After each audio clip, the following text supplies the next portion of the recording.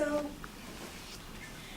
as our opponents brought up a few different points. One of the first ones that Morgan brought up was that it's a basic right.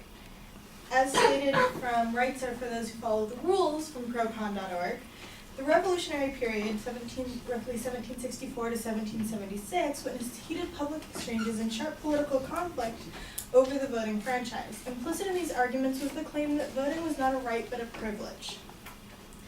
If we were to say that this is a basic right, then we're saying that people that founded our country are completely wrong. Their judgment that this is a privilege, not a right, is somehow flawed.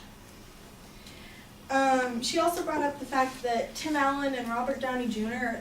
are both convicted. They're not common criminals. We're not trying to prosecute movie stars. We're trying to prosecute the murderers and rapists that have gotten out on lesser sentences. In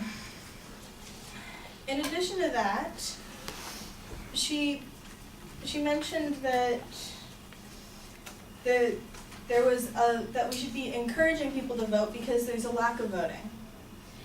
From Hannah, I apologize, I'm not going to try and say her last name, and what would happen if felons could vote in the U.S., she states, the felon and ex-felon populations may be large, but how many of them would actually turn out to vote? Overall turnout in recent U.S.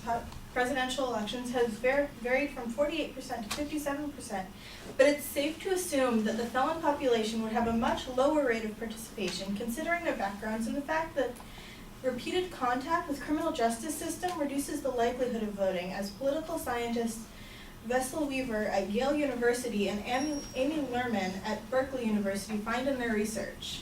So two respected political science scholars have looked at this and put together the numbers to realize that if we gave these people back the vote, not many of them would take you up on that because they don't trust a system. They've become accustomed to being cheated by a system, which means that they won't help us.